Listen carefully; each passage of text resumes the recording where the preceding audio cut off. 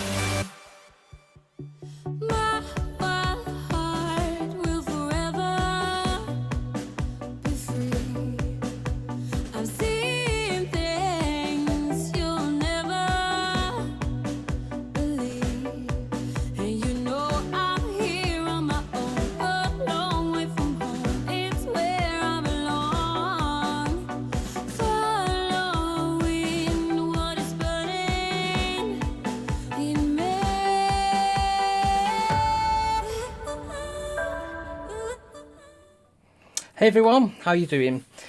Right, let me just turn that down. So this is a bit of an experiment as well this week. I'm streaming live on Facebook, on YouTube, on Twitch and on Periscope. And 2 places on Facebook as well. So all a bit of a grand experiment. So, hey SMARS fans, how are you doing? So do you find it easy to program or do you struggle with programming? Are you a visual learner? Have you heard of Tinkercad and why it's awesome? So let's find out what that's all about. So my name is Kevin. Come with me as we learn to build robots, bring them to life with code, and have a whole load of fun along the way. And we've got some interesting things to talk about as well this week. There's a story that I want to share with you too. But before we do that, let's get over to Keynote. So let me just bring that up and let me start our little presentation here. Okay, so let me just minimize that. Great. Okay, so this is all about coding for beginners with Tinkercad. So goals of this session are, understand what this is. Use a breadboard. So if you've not seen a breadboard before, we can get into what that's all about. Add some wires, create some code blocks, and look at what different types of code block there are. So this really is a beginner session. I'm going to try and keep it to the sort of pace and level of a beginner. But if you've done coding before, you might find this interesting. If you've not used Tinkercad, it's an amazing piece of software. Excuse me. So logging into Tinkercad. So couldn't be easier. Go to tinkercad.com. I think you need a reasonably modern web browser to do that. So just head over to tinkercad.com. And it's free. It's by Autodesk, who also do Fusion 360. But instead of requiring you to download some software, this is entirely browser-based. So it's quite cool for if you're starting out, you don't want to commit to any software, you just want to try stuff out. And like I said, it's free. So you just need to click that button in the corner to join now. And once you've got them, you can then just click the sign in button. So I think they just need your email address, something like that. Okay, let's head over to what is a breadboard. So I mentioned that just a couple of seconds ago. I have one right here as well. So these are really useful for when we're prototyping and we're trying to figure out a circuit. Usually quite simple, straightforward circuits, although you can get quite complicated and quite large with these things. There is a guy on YouTube who's built an entire CPU computer and like graphics card just using breadboards. It's a real mess of wires, but you can do that. So let me just get back over to Keynote. So you can see it's got loads of little holes in it. I put in there a little LED. That's what this little thing is here, and we can play with that in a minute. And I just wanted to sort of slice one open and show you exactly what they look like inside. So inside a breadboard, there's these sort of like, looks like a bulldog clip. And when you push a component in there, this thing sort of grabs hold of it. And because these things conduct, anything that's on that row of pins will also be in contact with that. So well, we've got 5 pins on, let me just show you on the overhead here. Well, we have, where's my pencil gone? Well, we have these sort of rows going down like that, and they're numbered. Each one of these rows is in contact, so there's that sort of clip all the way across the length of that particular strip. So any component we put in there is also connected to the ones in that same row. So that means we can put a pin into one, and then anything that's in that row, we can put another pin in, the two in connection. So let's get back to Keynote there. And there is loads of these. So they can be, on this particular design I have next to me here, it's similar to the one that's on screen actually. I think there is about, is it 30 pins? So 30 rows, so we can have about 30 connections between various different components. And the top and bottom rows, you can see there's like a black strip and a red strip. That's where we put our power in. So typically you might have a battery or some kind of desk power supply. So just off the screen, I have a, you can't quite see it, but it's just over here. I have a desk power supply, and I can plug in some clips in there and bring some power into that. And I would plug it into the top one on this one, which has got a sort of bluish line. That's the ground, and then anything on that one is where the red is there. Anything in that entire row is powered. So that'd be whatever we put in there, 5 volts or something. So let's get back to Keynote. So these things are really useful, quite cheap to get hold of, and you probably want to buy a few of them. You can clip them together. They've got these little edge connectors, so you can sort of stack these things up quite a bit, but you do need to bridge power between one and the other. Okay, so oops, let me just jumped ahead a bit there. So adding components is as simple as just pushing the pins in, and most through the hole components are designed to work with breadboards, so the spacing of the pins aligns with the spacing of component legs. So if you get like a chip and you push that in like an Arduino chip like we have in the diagram, that chip can push straight, if we wanted to, into here. So what we're going to be doing on this particular experiment today is we're going to make an LED flash. It's not very exciting, but it is exciting if you've not done this kind of thing before, if you've brought something to life. So we need an Arduino. So I've got a few of these just in front of me here. I've got the official Arduino. So that's the one I got from the arduino.cc. It's an Uno version 3. It's got the old style USB connector on it, but there's the 18 mega chip. And you can see all these header pins here. These allow us to connect things to the Arduino. So I've got another one just next to it there, which is a clone, an LEGU. And you can see there, they look exactly the same. Other than maybe the build quality, I would say they are exactly the same. So these ones support the Arduino Foundation, so you might want to buy one of them just to help them out. These ones are usually an order of magnitude cheaper. So that's what an Arduino looks like. And we're going to be plugging in some LEDs. So I've got some light emitting diodes here. So I've got a couple of colours. So we plugged in a red one onto the board. And if I just show you here, I've got some LEDs.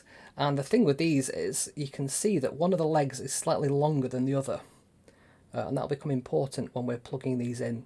So I always think the hot end, the live wire, always goes to the longer one, and the ground goes to the short one. I think we can check that in a second. Okay, and then we need some power. So I'm actually plugging this directly into my computer. So the power I'm plugging in here is basically this cable goes straight into my computer there. So that's how I'm bringing power into this, but we could put power into those little things there and have that work that way. But today, yeah, just a USB cable, that's going to do fine. Okay, so that's how we're going to add some components, and then we're going to wire them up. So in a minute we can see how to wire things up in Tinkercad. It's really straightforward. It is just a matter of clicking from a pin and then dragging the wire up to the component and clicking again.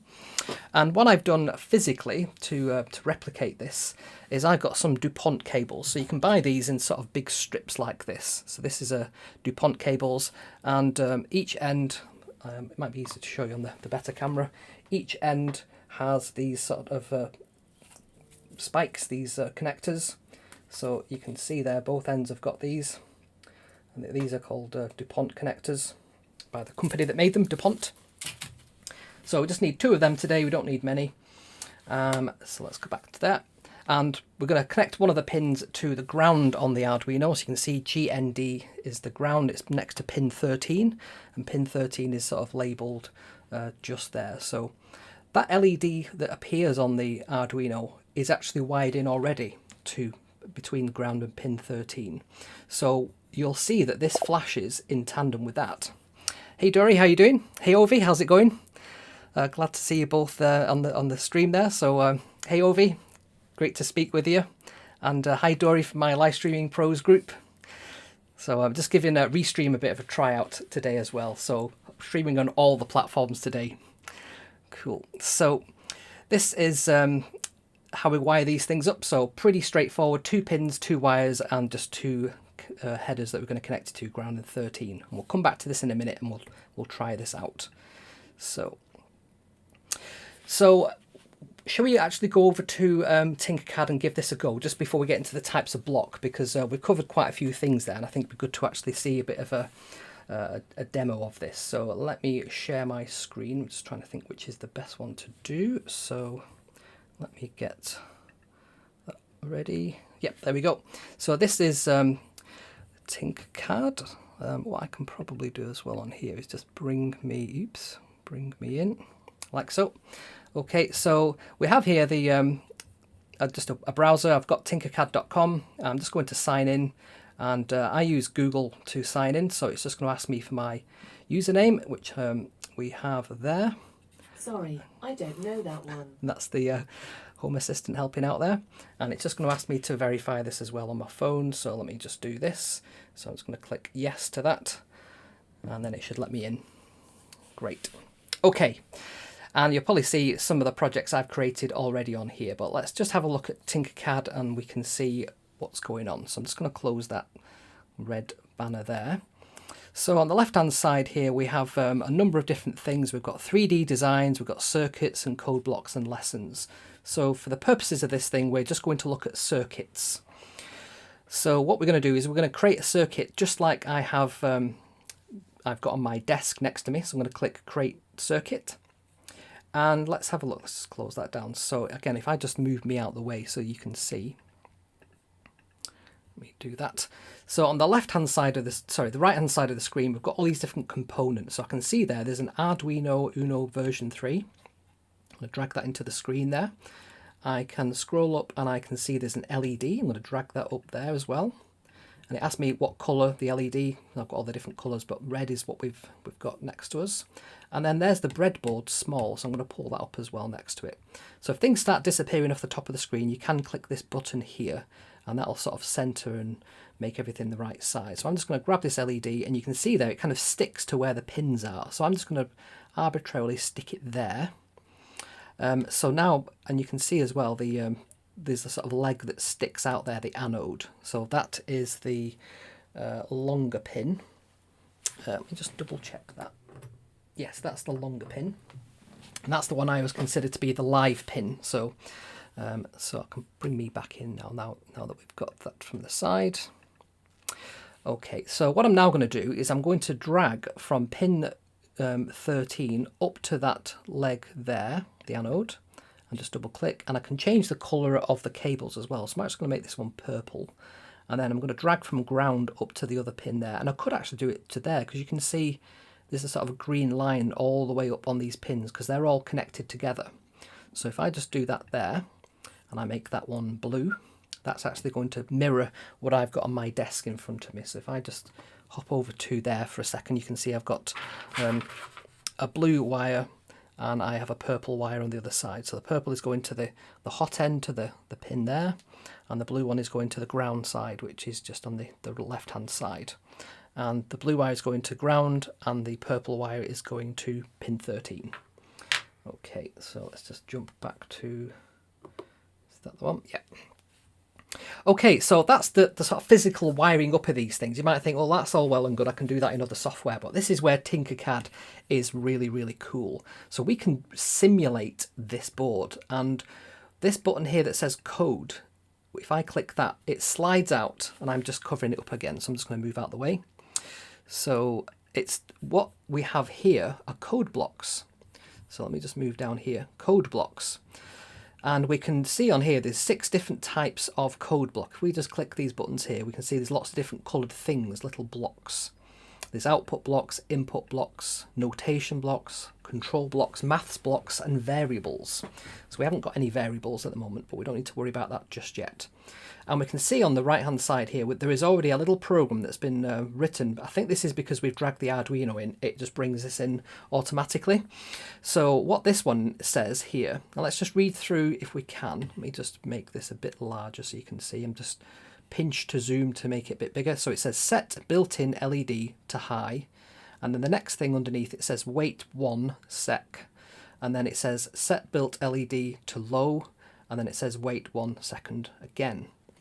So let's try start simulation and see what happens. Now can you see there it says simulator time is running, and we can see here this LED is flashing on, off, and this is using this little piece of code that's written here. So this code has been written using these blocks. So let's just stop the simulation and have a bit of more of a deep dive into what these blocks actually do.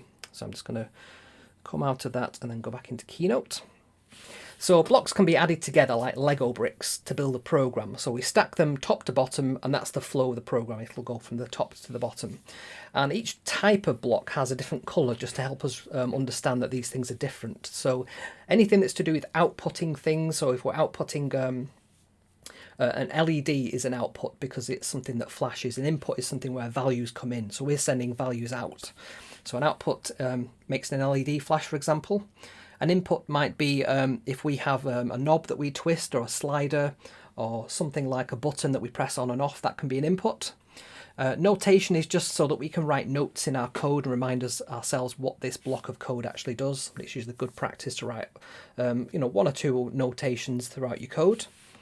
Then we have control, and this is how we control the flow of the code. So if you think about adding these blocks together, that's fine if we have everything as just a singular direction and one thing follows another, like a shopping list. But if we want to do some kind of condition where we say, if this value from the input is this, do this piece of code, whereas if it's this other value, then do something different. So that's what we use controls for. And then math is for anything where we need to do a comparison, where we need to say, is 1 equal to 1, or is, we want to add 2 numbers together, 1 + 1 = 2, and so on. That's what we can do with a maths function. And variables are like little pigeonholes that we can put values into, and then we can retrieve them later on, and we can give them a nice friendly name so that we can remember what's in that particular pigeonhole. So that's the way I remember it. It's like one of these little boxes behind me that I have on well, you can't quite see them, these boxes here.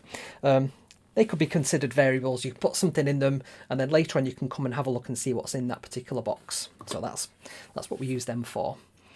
So let's have a look at in Blockley, which is what both Scratch and Tinkercad are based on. Blockley's from Google.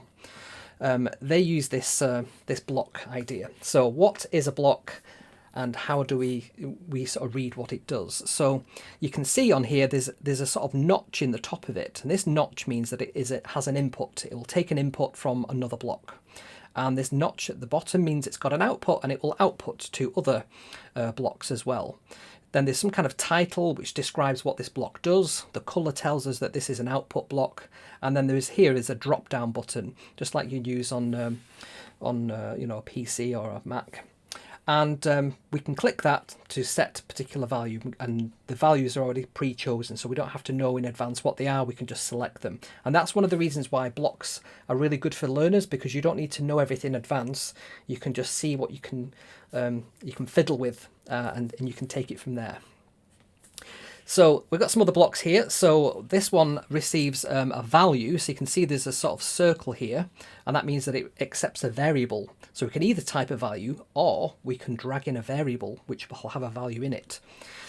We can connect this one to a control block. So this control block says, if some condition, then do the code beneath it within this little these two areas.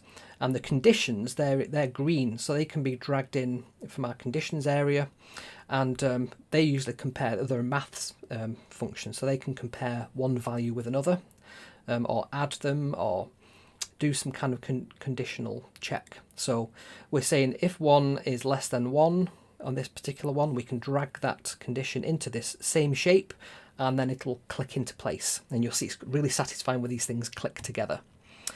So these are all the different types of blocks. I've just put them on these slides, and I'll put a link into the video description as well, so that people can grab hold of these if they want to know a bit more about it. But there's quite a lot of documentation as well out there on the web. It's quite a common thing to use these blocks for learning. So you can see there's a very long one there, but we've got here, set the built-in LED to high or low, set pin, and there's pins 0 to 13. We can set them to high or low. We can set a particular pin to a value of some kind. We can rotate a servo that's on a pin to specific degrees, so that's really useful to be able to sort of say go to 90 degrees or 180. We can use that with our walking robot, for example. We can play on the speaker on a particular pin a tone for so many seconds, so that's like the tone function that we did a couple of weeks ago where we were playing music on our Arduino. And we can turn the speaker off as well on that as well, just to stop the annoying sound. We can print to the serial monitor, so this is something we can look at in a minute. We can see if there's any outputs that we want to look at. And the last one there is set RGB LED to these pins, so we can actually say what the various different values are, you know, red, green and blue, to make up a particular colour. Or if you click that, you can actually get a colour picker. So I've just had a message there from Tom. He says he just wanted to say hi, he's still with his kids, and he'll watch the video later. So, yep. Thanks, Tom. I shall like to know your comments later on. So that's what we can do with these blue output pins, output blocks. Next, we have input blocks, so we can read digital pins. So digital is just a value like 0 or 1, whereas analog tends to have a range of values between 0 and 255, I think. And they have this little A for analog in front of them. Then we have degrees of servo on pin analog, so we can actually read what the particular state of a servo is as well as set it. Didn't realise you could do that, so that's quite interesting to know. The number of serial characters available, we can read from a serial port, so these are all to do with reading and writing from the serial. And then this really, really long one, read ultrasonic distance sensor on trigger pin and an echo pin in units, centimetres. So we have these with our normal robots. If I just grab one of these from over here, got our SMARS version 4 here. So that's the ultrasonic distance sensor. It's these things that always look like a little face where they've got two round things, and then one of them fires off and one of them listens. So it's just a speaker and a microphone, but they make them look like a little face. So we can do that. And the last one there is read temperature sensor. We've not played with them on SMARS Fan Live yet, but I think we should bring out a temperature sensor and have a play with them. They're really easy to use as a sensor, and usually with the DHT22 or DHT11, you can get the humidity as well as the temperature, and some of them have like barometric pressure as well, so you can get quite a lot of readings from just one sensor, and these sensors are really cheap and very easy to use. The last two blocks we've got on this one is the title block, so we can give our code a title, and you can see there it doesn't actually plug into anything, it just kind of sits there above the code, so that's an interesting one. Whereas a comment is kind of in line, we can see it's got an input and an output there as well. All these input ones, notice, can't be used to flow of the code. They have to be dragged into something because they're rounded, you can see there. So we need one of these sort of rounded holes to plug these inputs into, but that's because essentially they're just a value that we're receiving. We need to do something with that. So that's what that means. So let's go to the next one, which is block types. So you can see there we have some more control blocks, the yellow ones. So wait so many seconds, repeat so many times, and you can see there we can put code within these two brackets. And once it's done something, that this little arrow means it'll go back to the top and run that again.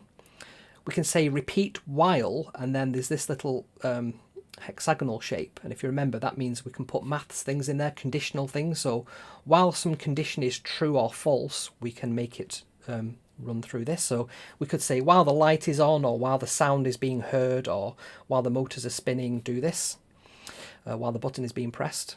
We can also say if something, then do this piece of code. Again, it's a conditional check. And we can say if this, then do this piece of code, else do something else. So one of my family friends there, Isabel Rafferty, says, very cool. Hiya, Isabel. How's things going? And the last one that we have there for the control is counting. So we can use this, it's a for loop really. So we can say count up or down from a number, and we usually give it some kind of variable letter like I from one value to another. So we could say count up from 1 using I from 1 to 10, and it'll basically run this loop 10 times. So that's good for if we wanted it to do so many steps forward, for example, and then turn, we could use that. And then we can see here the variables. So a variable just gets a letter or a word, something that we assign to it within this little bubble, and we can drag that into anything that's rounded. So any of these sort of white holes, we can drag that variable into, and whatever value is set, which is what the next block is it says set I, which is our little variable there, to a value, and that value can be a number. So we can change the value, so we can set it initially or we can change it, and we can change it by a particular value as well. And then we have the maths function, so we can say, 1 plus 1, and then the output of that will appear for that particular block. We can do a comparison. We can say 1 is less than 1, or 1 is less than 10, or 1 is less than whatever is in I. Again, remember it's a little box. We can put a value in. We might forget what that is or not know, and we can just do a little test there.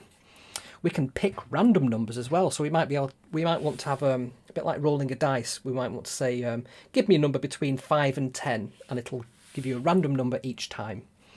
Another one is where we can drag another condition into a condition and say, is that condition greater, less than, true or false, that kind of thing. We can flip the value of something. So not is a way of saying, if you imagine a light switch is on, saying not light switch will turn the light switch off. Saying not light switch off will make it on. So it's the opposite of whatever the value is.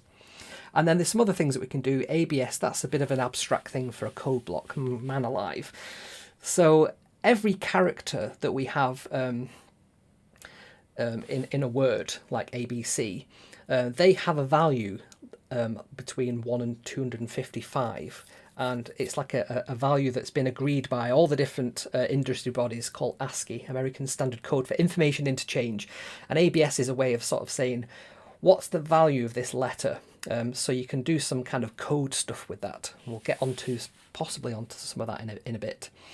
And then we have map 0 to range, 0 to 180. So that seems a bit of an abstract thing to have in there.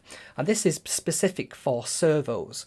So say we want to map a value of, let's say we have a slider and we have a value of 0 and 5.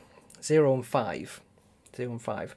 And we want to map whatever the range of the bottom is to the top between 0 and 180, which just happens to be the range of a servo. So we could say, given a value between 0 and 5, it will work out what a fifth is, what a fourth is, what a third looks like. It'll map that out. So that's what that means.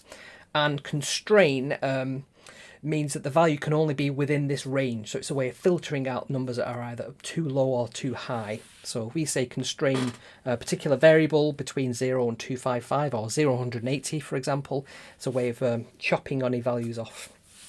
And then finally, we have high and low as a value that we can drop in there too. So that's pretty much all the different blocks that we can use.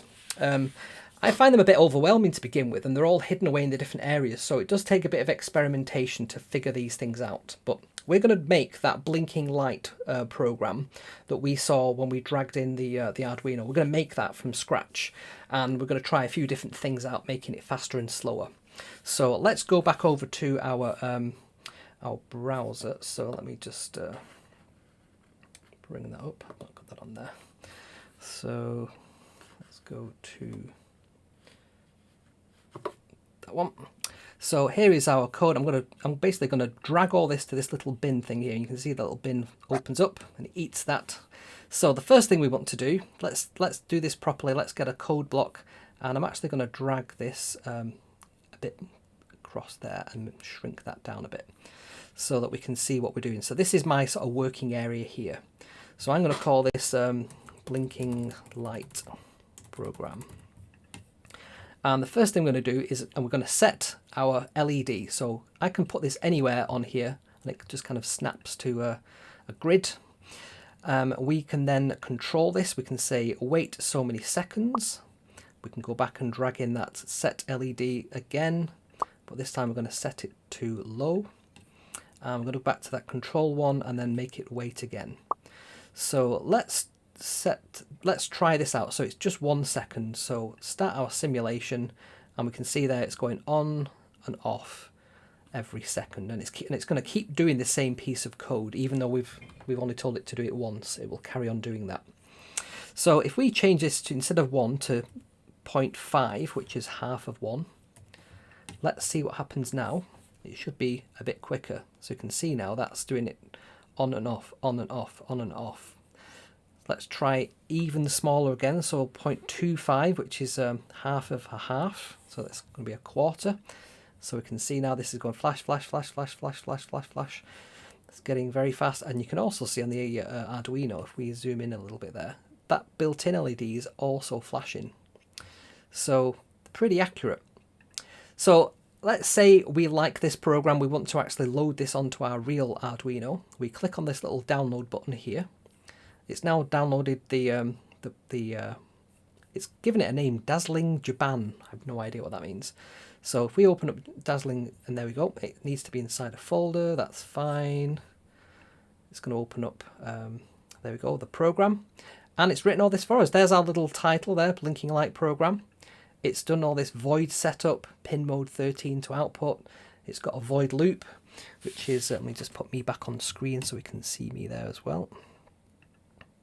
Okay, so you can see there we've got the digital write 13 high, delay 250 milliseconds, so the 0.25 of a second is 250 milliseconds. Then we have digital write 13 low. So let's actually flash this to our Arduino. So if I go to, let me try this for a second. And so it says done uploading, and I can see that this is flashing now pretty fast. So we can go back to our code on here. We can make this really fast. So let's do it 0.1. Let's see what that looks like.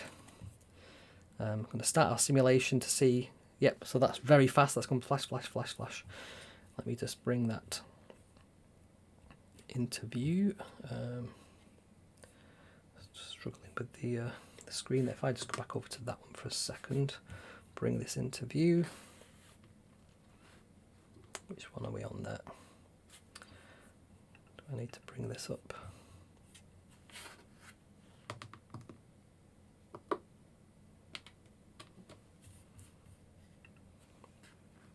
that.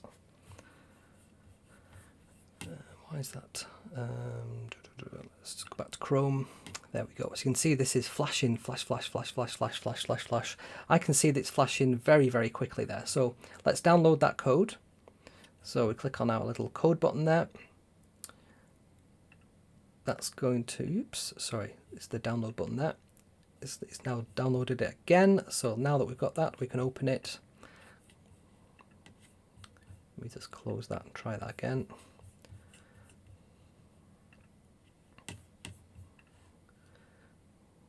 Okay, so it's just complaining about the location of the file. Let me just drag that into there, replace it. Let's go back to our Arduino and then open this up. So let me just share the screen so you can see, like, do current application. There we go. So let's open up that one that we've just done, which we've now got. There we go, 100 milliseconds. So this is much quicker. So we're going to upload this to our, and let's see when it's done it. It's now flashing lots quicker. That's 100th of a second, 10th of a second, 10th of a second. So it's flashing pretty quickly, 10 times a second. So we can see how we can build things up now with our code just by dragging things across on here. So let's pause for a second and go back to our Keynote. And just wanted to share this little thing with you because the next thing it's relevant to. So when I was on holiday this year in Cornwall, we visited the Marconi site. So in Poldhu, I think that's how you pronounce it, that's the site of the first transatlantic radio transmission. So Marconi was there. I know there's a bit of a debate between who invented radio or who discovered radio, I should say. And really Tesla discovered it way before Marconi, but Marconi was one of the first people to actually make money from this and make this something that you could actually productize and sell. So this was the first transatlantic radio transmission site from Poldhu to St. John's, Newfoundland in America. So yeah, that was 1901, so 120 years ago in December this year. So quite a long time ago. If you think Bluetooth and all the Wi-Fi and things, without this wouldn't be possible. And he used, I think they called it a spark, not spark transformer, but essentially it created radio waves by an arc sparking across 2 points, and if you had enough power through this it would just blast out radio waves. So they really didn't know much about frequencies. I understand it's around 500 megahertz is what he originally transmitted this on. I think that's right. If you go to Wikipedia, they've got it all on there.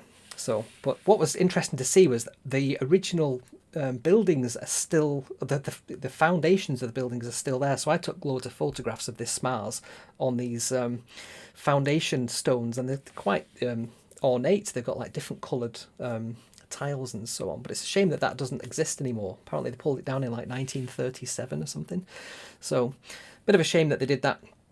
Anyway, so we could use Morse code, I was thinking. So this is more of a challenge to you guys rather than me attempting to do this live now. But you can make a screenshot of that. You can download the pack later on. I'll put a link in the description. But yeah, that's Morse code. You can also just Google it if you wanted to. And we could make a little program that will, given some letters, it will transform that into flashing lights. So if you give it, the word Kevin, you would have to look, what is K there? It's dash, dot, dash. So dash is a longer light on, whereas a dot just flashes.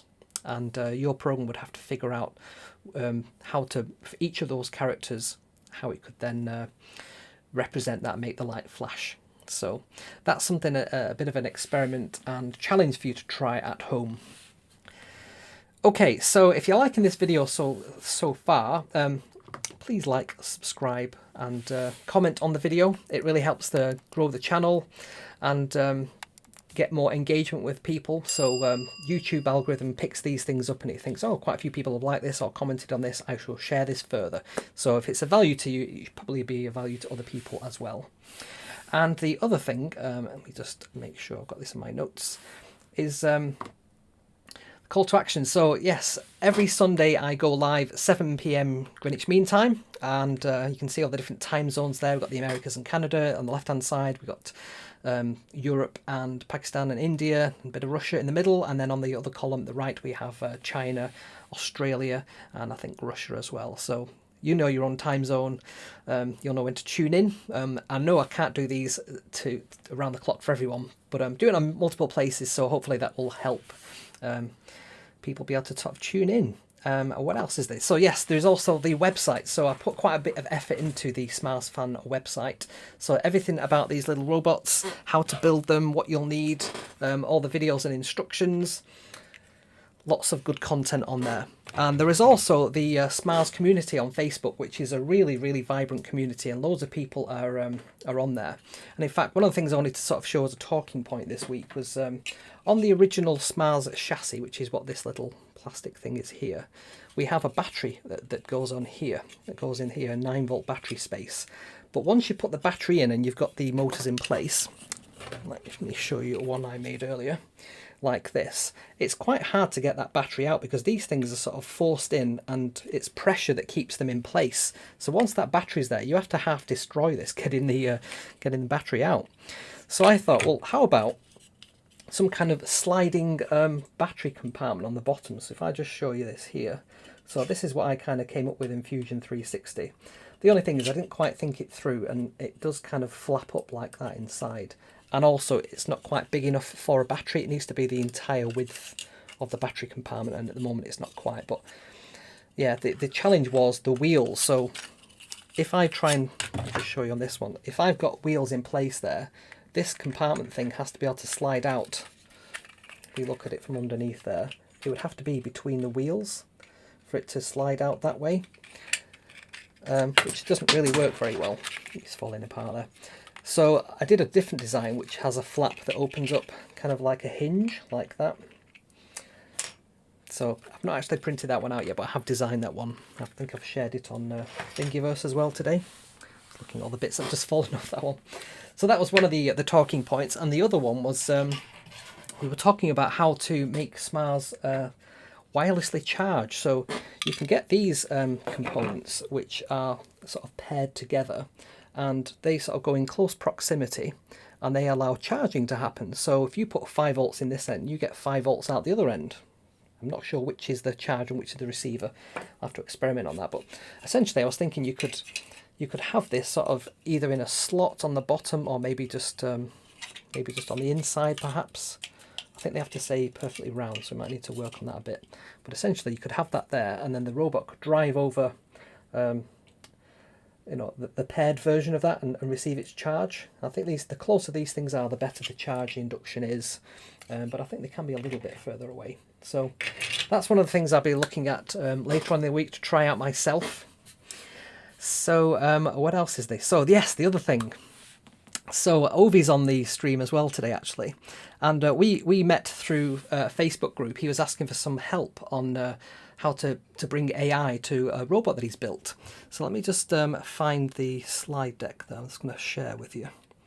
So it's just I just need to end that. There we go. And then let me play that one. So let me do that via slideshow. That's better. Right. So then do I need to just adjust this down size-wise? Okay, let me just make this a bit bigger so we can actually see it. So Ovi's probably being a bit embarrassed now because he can see himself on the screen. So Ovi's a really cool dude. He's based in Nigeria, and this is a robot that he's built by himself. So just have a look at that for a second. So we've got the little head unit here. It's got the main body chassis, and it's got 4 legs using some radio control parts that he's managed to scavenge.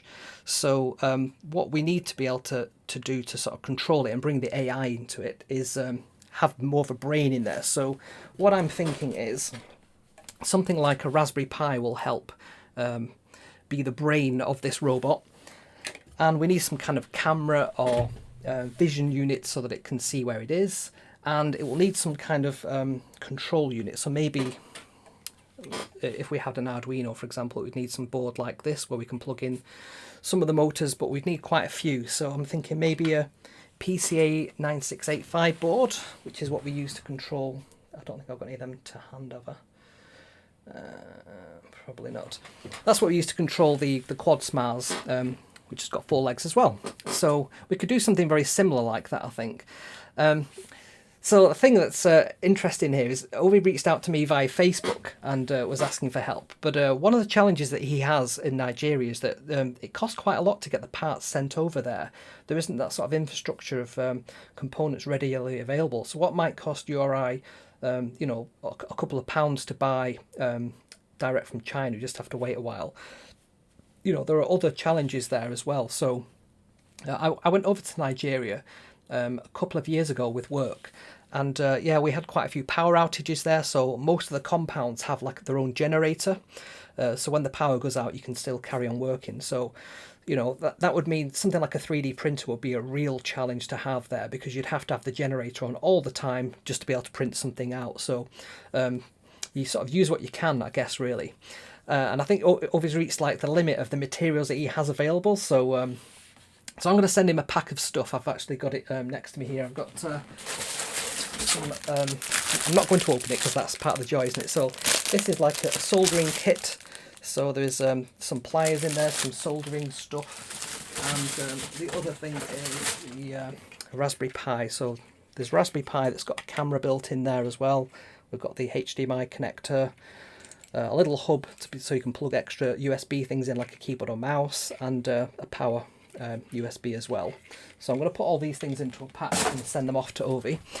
And yeah, so you can see that. I'll just play a little bit of the clip Ovi that you sent me through, because I thought this was really cool. Let me just get to the bit that I thought was really awesome. So you can see that the sort of head version, and these eyes actually rotate there. So how cool is that, engineering wise? Now, Ovi's teenager, how old are you? About 15, is it? And you've built all this yourself using the parts and stuff that you had available. I think this is like really, really awesome. Seriously cool. So it's got like a little mouth there that speaks. It sort of plays back a recorded message, I think, but the lights sort of flash. You know, with his cool glasses on. I was never that cool when I was 15. I was a complete nerd. I was saying to my friends in the live streaming pros group, the things that used to get beat up for in high school are the things now that people say you should be really good at, and you should share your authenticity and your kind of the quirkiness that you have. That's exactly what people want to see on stream, because it's sort of your real character. So it's quite ironic that. And I was never this cool. Look at these glasses here and the AirPods or whatever they are. No, not AirPods, the headphones. So yes, so this robot is called Destra, and how we can help Ovi. If you want to help Ovi with his robot, and I'd really encourage you to do this, the best way to do this is by Ovi's tutor. So I've spoke a few times this week to Kelvin, and he runs, he's the founder actually of this educational clinic. I think they call it the OEC, and yeah, the Ogwa Educational Clinic. And they're trying to transform Nigeria's students to sort of give them skills in robotics, and you know, so that they don't miss out on the fourth industrial revolution. You know, at the moment they've got so many challenges there with their students. So the educational system is different than other countries. So if you can't afford to go to school, you know, you're not going to receive an education. So it's down to the good people like Kelvin, who actually, you know, give their time, their effort, their energy, their intelligence, their application, you know, to teaching students. And they're looking at the entire student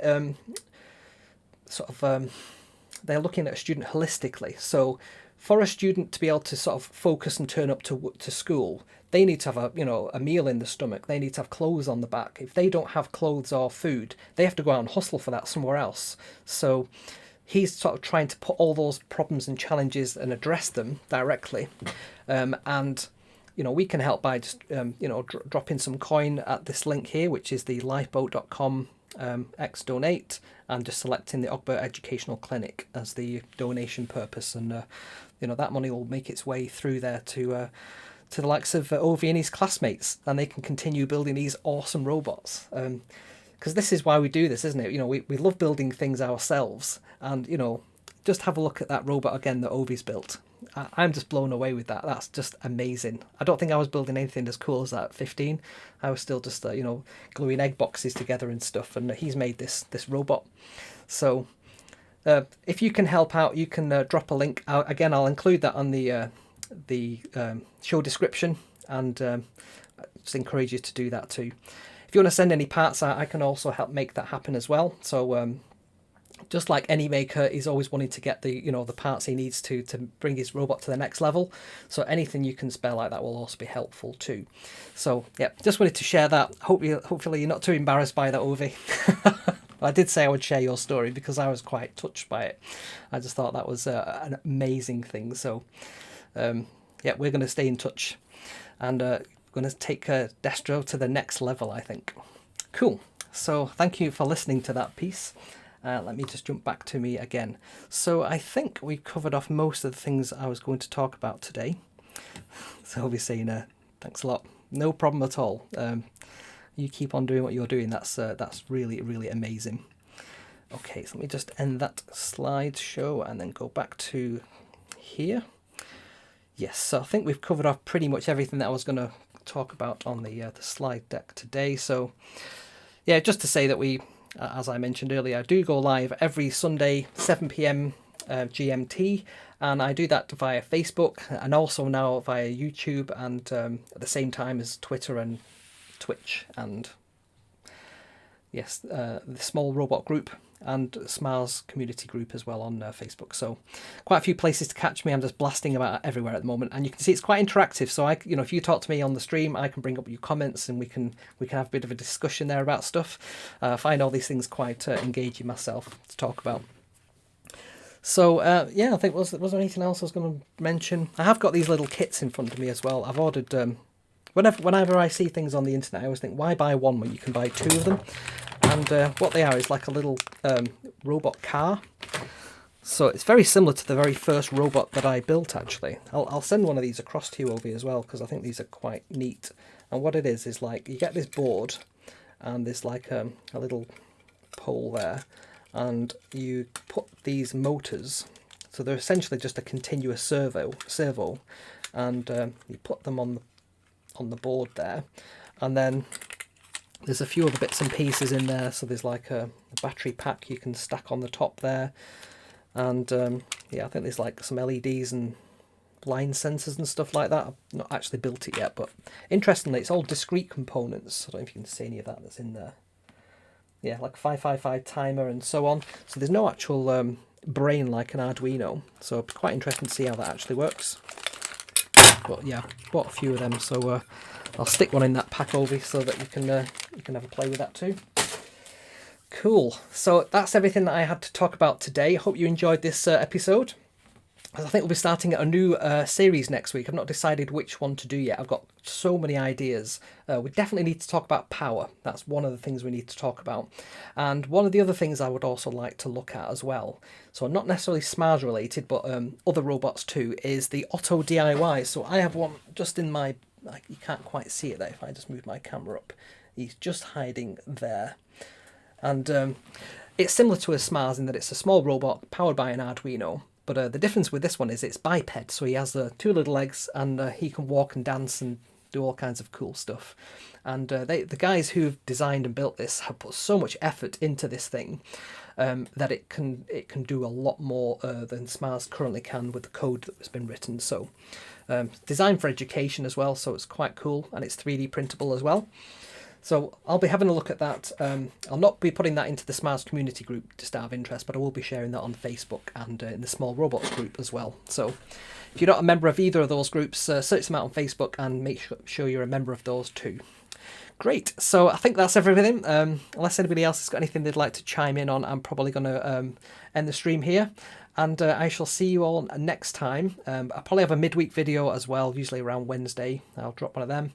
But yeah, I shall see you at the same time next week, 7 p.m. GMT, for some more robot stuff. Great. Thanks, everybody, and I shall catch you all later.